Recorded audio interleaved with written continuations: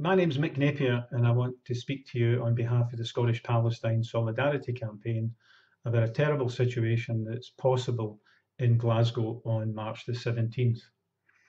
That March the 17th falls very close to the 21st, which is the day selected by the United Nations General Assembly for demonstrations and activities worldwide, stimulated by the massacre of 69 people in South Africa, a place called Sharpeville, who protested against South African apartheid, its racial segregation, and its murderous enforcement of that. Last year, Professor Richard Falk spoke at the Stand Up to Racism demonstration in George Square on behalf of Scottish Palestine Solidarity Campaign. And it just so happened it was the same week that his report was published on behalf of a key United Nations body identifying Israel as an apartheid state.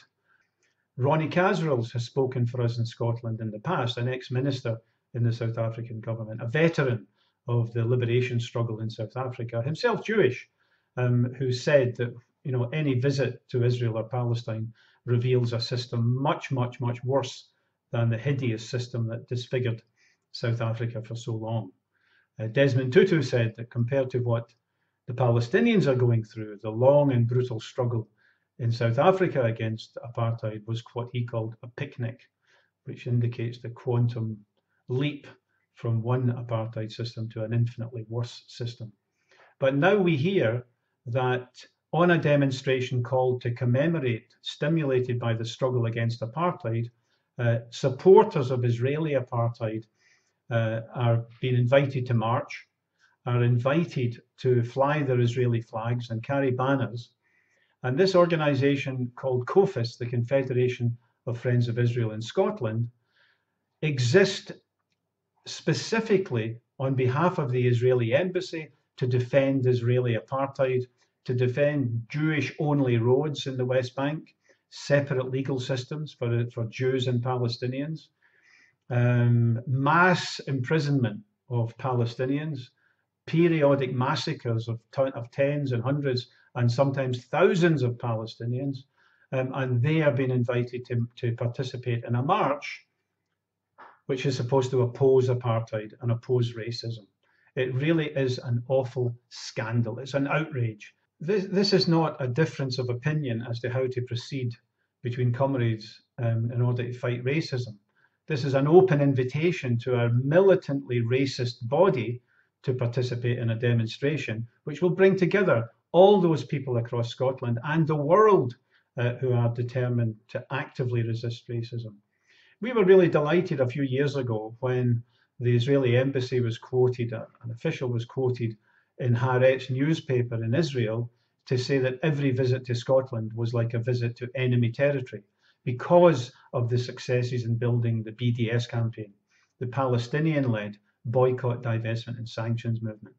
Now, are we to be shamed around the world when Scotland becomes a backdoor, not a good example of people struggling in support of the Palestinian people, but where even the left is prepared to throw the Palestinians under the bus in order to accommodate their enemies, their determined opponents.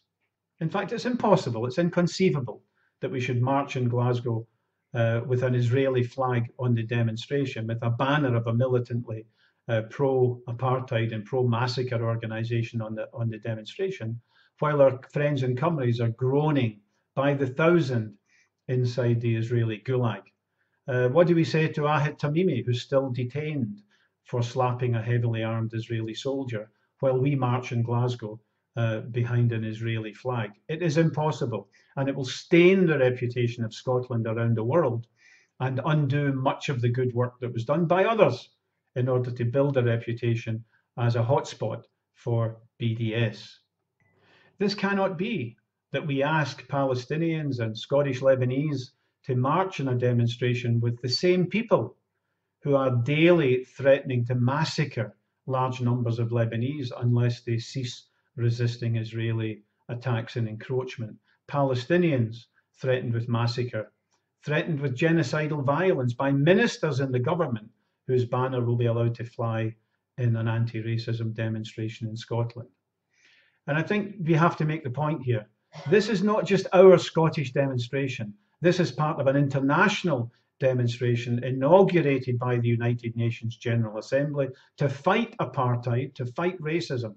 And we don't have the right to invite onto this demonstration either the BNP or the Ku Klux Klan or other people who celebrate the massacres of 2014, of 2009 and others, and who defend Israeli apartheid. It is absolutely an outrage, and we have to take a firm stand against it. These rascals who defend Israeli criminality only have one arrow in their quiver, which is to smear supporters of BDS as anti-Semitic.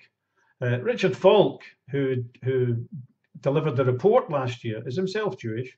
Ronnie Kasrils, who's spoken across Scotland about Israeli apartheid, is himself Jewish. There's nothing anti-Semitic about opposing a group called COFIS, who are led by a Christian fundamentalist and who are allied very closely with a group called CUFI, Christians United for Israel, whose world leader is the Reverend John Hagee, who is on record as saying that Hitler was appointed by God to drive Jews out of Europe to the only place where they really should be, which is Palestine. So we dismiss with contempt these accusations that we who defend the victims of all racism are in any way motivated by anything other than a hatred of Israel's crimes against the people of Palestine. So COFIS has been invited to corrupt this international movement against apartheid by participating and flying the flags. And we have to note that they're not only the desperate enemies of the Palestinian people, motivated by evidence after evidence that Israel is regarded by public opinion in Scotland and the UK and internationally as a pariah state, but also they have called anybody who supports BDS anti-Semitic. And that means the trade unions who will be supporting this demonstration are being labelled by these people as anti-Semites. It's a disgusting insult and an outrage, and that alone should be reason for repudiating COFIS. But the main reason is we're here to commemorate the struggle against apartheid. There should be no place on such a demonstration for supporters of separate legal systems for Palestinians and Jews, separate roads for Palestinians and Jews, and the right of Jews from around the world to emigrate to Israel and live there while the Palestinian refugees driven out by massacre and ethnic cleansing are refused the right to return. We may not be able to end the crimes tomorrow, but we can refuse to participate in them. We may not be able to succeed in helping the liberation of Palestine to the extent that we would like, but we have to avoid being lined up with the avowed enemies of the Palestinian people. It's an outrage, and we ask you to contact Scottish Palestine Solidarity Campaign if you wish to declare your opposition to this terrible, terrible move that's planned and determinedly planned by some of the organisers of SUTA. It's very, very disappointing. This is part of a much wider picture. We have to oppose all racism, including anti-Semitism, but we must defy any effort to conflate that with justified anger, rage, and even fury at the crimes of the State of Israel against the Palestinian people. And this presence of the flag-waving, banner-carrying supporters of Israeli apartheid on March the 17th in Glasgow is bound to be a very tense situation. They're ratcheting up the tension, they're corrupting and interrupting a demonstration against racism with a track record of active and militant support for racism. Thank you for listening. Please make your feelings known to Stand Up to Racism organisers from Scotland, wherever you are, from the UK, but also from around the world, from Palestine, from Israel, from South Africa, from anywhere where you want to stand up for the people of Palestine against their oppressors.